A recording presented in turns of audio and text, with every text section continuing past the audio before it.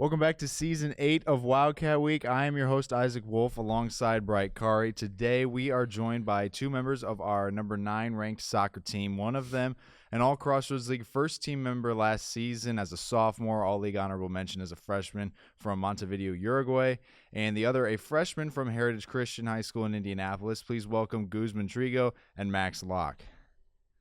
So, men, fellas. Great to have you guys. Thank you.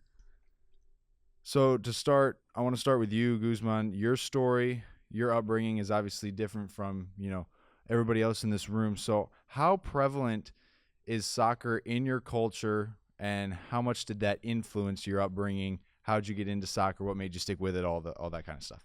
So I'm from Uruguay. It's a very small country in South America.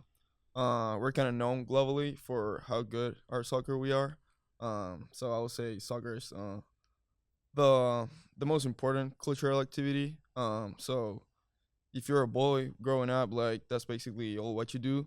And I guess I wasn't the exception. From very little, I got a soccer ball for all of my birthdays.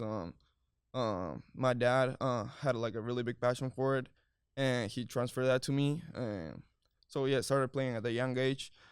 I kind of started realizing that I had talent for the sport, and that kind of led up to keep playing, and yeah, that was kind of it. What is the deal with do you play for your school? Do you play for clubs? How does it work? So basically, it's like I feel like the U.S. is like the only place in the world where like you actually play for high school like at a competitive level. Where I'm from, you basically go to like an academy team. Like professional teams will have academy ranging from like under 12s to like under 23. So yeah, you basically play like what we call like baby soccer, starting from like 5 years old to like 12, and then you transition to like academy soccer, and then you figure it out if like you're good enough to like keep playing and make it professional or not. So yeah, I play for like the biggest team in Uruguay, which is Nacional, which is the team that I'm a fan of. So that was like pretty special as well. So for my family, it was like a really proud moment for my dad as well, to like be able to play for that team that like we cheered on basically. So I played there until the U23. Then didn't manage to get like any professional minutes, and then that's like how I decided to like come here to the U.S. But yeah, I would say like it's definitely different growing up. You go to high school, and then like aside from that, you go to like a different academy to play soccer. It's not like you do both in the same space. How do you separate yourself from all the other kids, since that's what literally everybody does? Can you repeat the question, please? Yeah. Like how do you separate yourself from all these other kids that are, playing soccer as well? What makes you, a step above everyone else? I would say like personally, I just like in terms of skill wise, I would say that I try to be like very a perfectionist with the ball. I'll say like I base my game off of like my technique, and on top of that, I try to like add all the physical stuff and kind of like just running all around the pitch. I feel like if there's something about the South American players that we have like that innate like will to like run and work hard in the soccer field. So I would say yeah that's kind of like my biggest characteristics as a soccer player, and what I build my game off of. And now, Max, for you, tell us a little bit about your story, your upbringing, what kind of a role soccer played in your life growing up. Did you play any other sports? That sort of thing. Yeah, mine was vastly different than Guzman's. Like all like American, whether it's like you're a boy or a girl, you're like not necessarily forced to play multiple sports, but it's like widely encouraged to play multiple sports. So growing up, I played baseball, football, basketball, soccer, like all of them, you can name it. I'd say that soccer kind of just stuck out to me a little bit more, because at a young age, I was playing through a club, kind of like at the rec level, and I was called up by some coach to play travel, and started playing travel for this club called Indy Premier for a while. But I was still playing basketball, still playing baseball. So it was kind of like Guzman, that was like his main thing. Like I was splitting time between each of the sports. And I'd say that soccer definitely was one of my favorites. I'd say basketball was probably the next one, just because I was raised in a basketball house, going to IU basketball games, just supporting the Hoosiers, supporting the Pacers. It was just a big thing for me and my family. And then I'd say that, so I played basketball all the way up until freshman year of high school. And then I kind of had to decide whether I wanted to keep going basketball with soccer, or just go soccer. And then I had to make the decision to kind of leave basketball and focus on soccer, because I noticed that I just couldn't split my priorities up. I needed to focus on one or the other, because I was given time to both and I kind of was getting worse at both. So just kind of had to make that decision. So I made that decision. I played high school soccer from my freshman year to my junior year. And then my senior year was a little bit different. I was blessed to receive like a tryout at an academy. And at this new academy that was formed, it's on the MLS Next level. It's like the highest level possible in American soccer, other than MLS Next Pro or professional. So I was able to try out there. I got an offer, but unfortunately, if you reach that level, you can't play high school soccer. So I kind of had to leave my friends, leave my just like guys that I've been playing with for 3 years. So it definitely like hurt me like internally, but I knew that I was going to have a better pathway to getting recruited, and then just finding, I don't know, like new people to know, and just kind of a new experience that I wanted. So yeah. It's a great story. So for you guys, Guzman, we'll start with you. When you think about the recruiting process, right, it's different for everyone.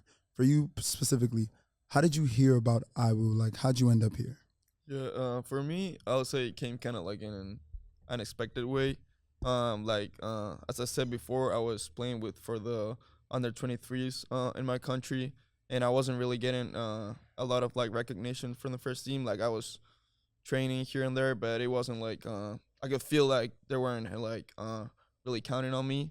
So I started to like look for other avenues for my future, and I stumbled across like an Instagram ad of an agency from Uruguay that recruits people to come study and play in the U.S. And they had like a link in their bio where you can just like fill your data, and like they will just like put you through a process to see if your profile will like meet the requirements to come. So I did that, and I actually like did it before practice, just to like see what happens. And then when I got out of practice, like I got a text that like they saw my highlight video, they like my profile, and like they will like to have a meeting with me. So I did that, and like they told me about the whole process of like coming to America, and like all the benefits that playing and studying at the same time represent, and how that would be like a big opportunity for me. So I discussed it with my family, and they introduced me like 3 days later to that to Coach Matt Reeve. We had a Zoom call. He told me about the school and the program, and like kind of like the idea and the plans that he had for me here. And it was a really fruitful conversation, I would say. He really like convinced me that this was maybe like the right place for me to like play my next 4 years. And so I really took the decision within like a week. It wasn't like that really long of a recruitment process. And like 2 months later, I was like doing all the visa paperwork, and I found myself here in Marian, Indiana. So Iowa was one of the first schools to notice you? Yeah. I think it was like I had a Zoom call with him and with Indiana Tech as well. Okay. But he was like the only one that like followed through like with a scholarship offer and just like the whole recruitment process.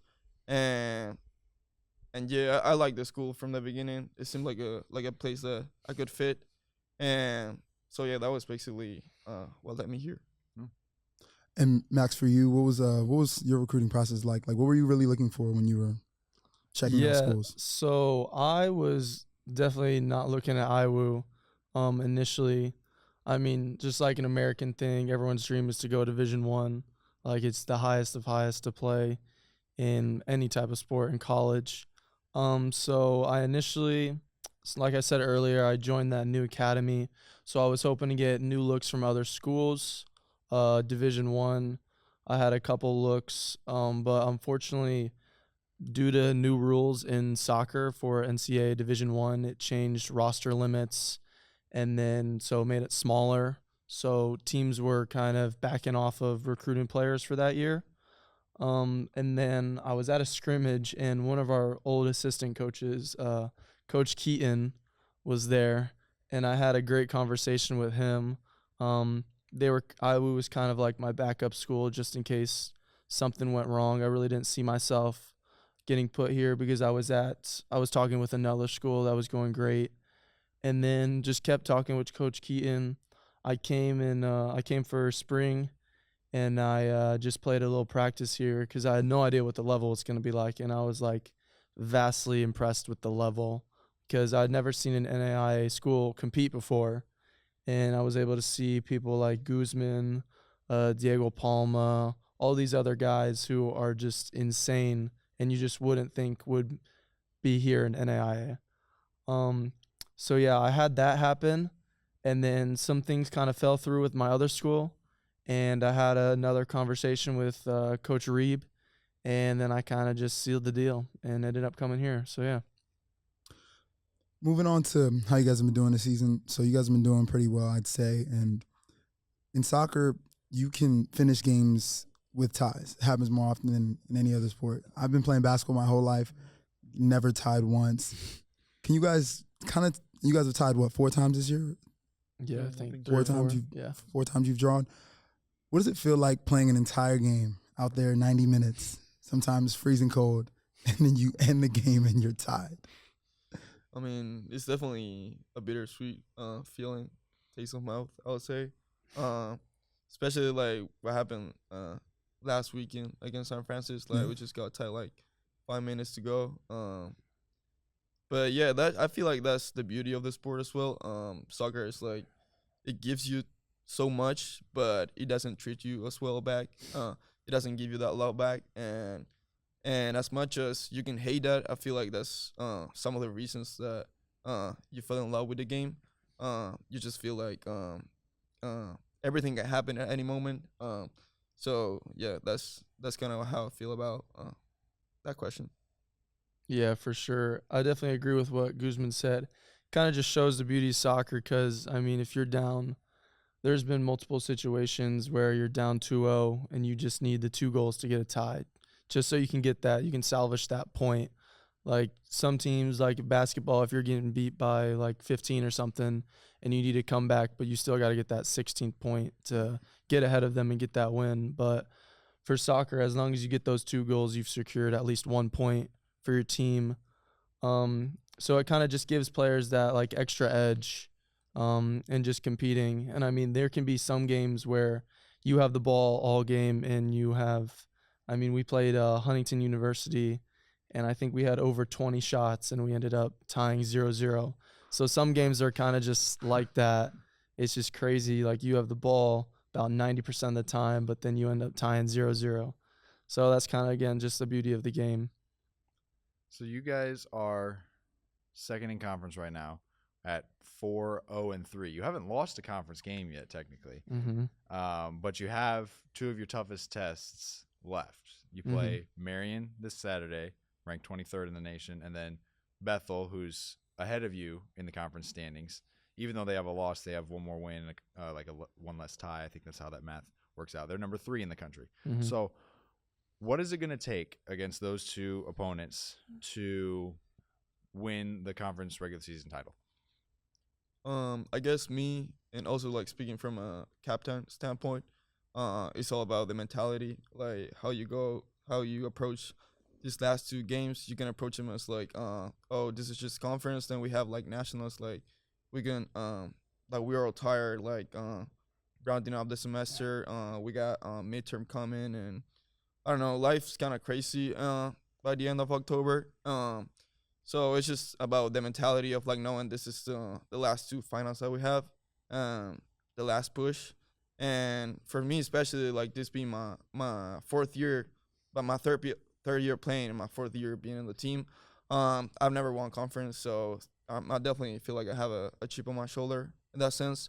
So yeah, leading up to these two games, I kind of like letting that hunger like motivate me. And yeah, when I'm tired, just remembering that this is the last two games that I may be playing at the Crossroads Leagues.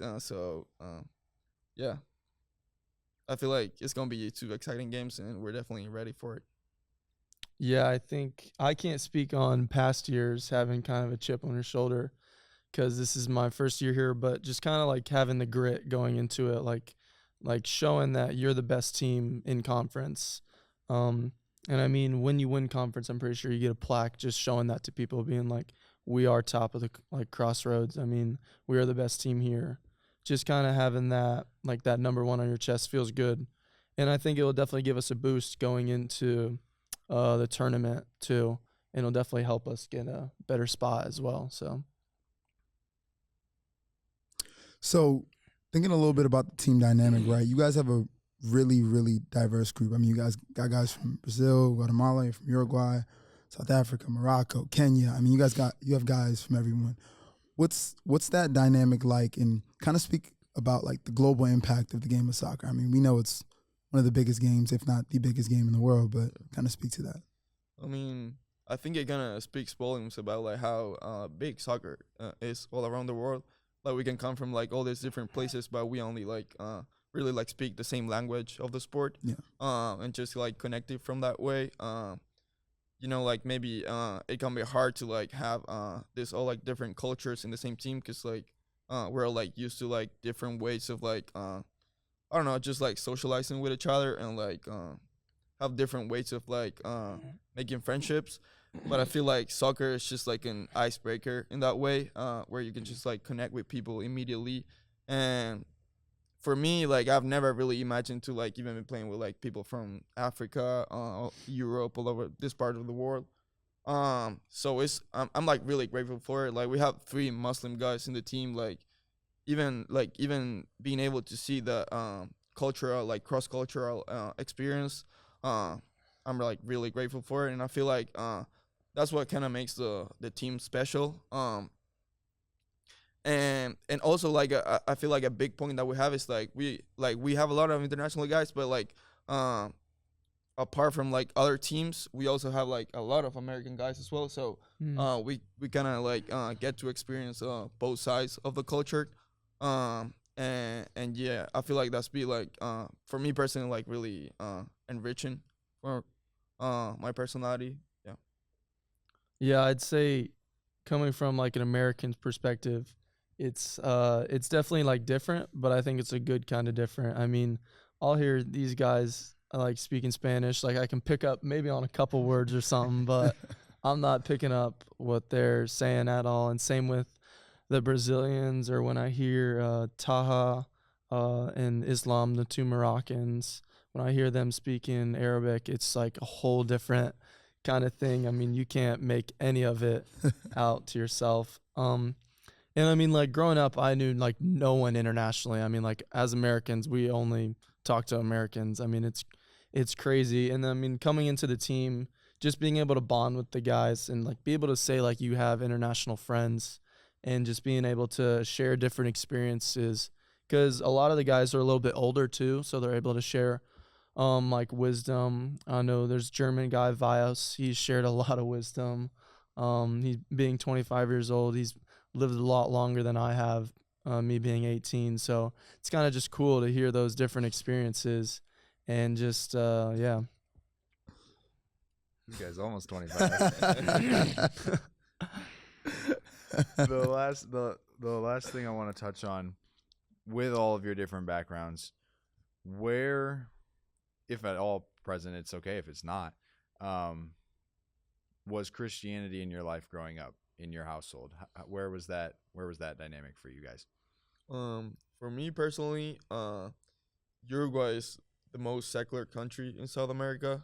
Like, I'm baptized in a Catholic church, because my mom is like really Catholic, but growing up I didn't have like really like the, I don't know, just the routine of like going to church and like even like engaging in like religious conversations. So I would say that like growing up in Uruguay, that wasn't really like a big part of my upbringing. So it's different of being like a cultural shift coming into like a really Christian school, and we base everything that we do here off of faith. And so yeah, now to kind of like put you on the picture, I came like basically being like a believer, but like not really like professing any of my faith, and I'm now a spiritual leader in the team. So I definitely feel like I've been like impacted like tremendously by how we approach faith in the institution, and I'm definitely grateful for it. What have you learned about God in your time here? I feel like the biggest lesson came, believe it or not, in my first year. I tore my ACL in the first game of the season. Literally, like kickoff happened. They passed the ball to me. I passed it back, and when I like went to cut, it just like blew up. Wow. So I did ACL and MCL. So that was a year of like complete darkness from a mentally standpoint. And yeah, I definitely had like all the reasons in the world to like be angry with God. But something inside me told me that that was not the way to go, and like that I should draw closer to Him. So yeah, I feel like that was a season that like made me grow a lot. And it kind of went to like not being exposed to Christianity at all or to God at all. To just kind of like having it like as a central motive to my life, because it was the only thing that I could hold on to when I felt like I was not close to home, and everything was just negative in my life. So I feel like yeah, that season was like really life changing for me. I love hearing that. That kind of stuff gets me fired up.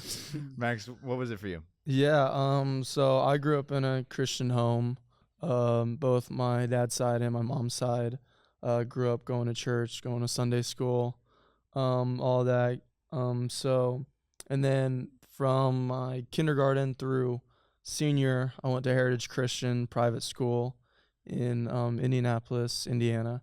And just kind of like going through my life, just like learning about Bible stories, learning about how God has affected my life. And I think that going here at Iowa, it's kind of just brought it out even more than what it was at during high school and middle school and all that.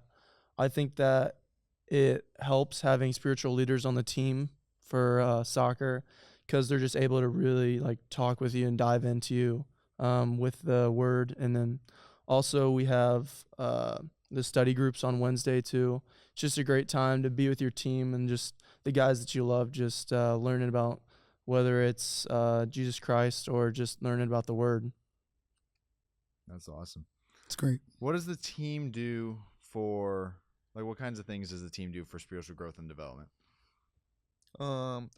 So during preseason, we usually do like a mission trip. We either go to like unprivileged community to go help with them, or this year we went to like a church in St. Louis to just help build the church and like clean up and get them ready for like the year.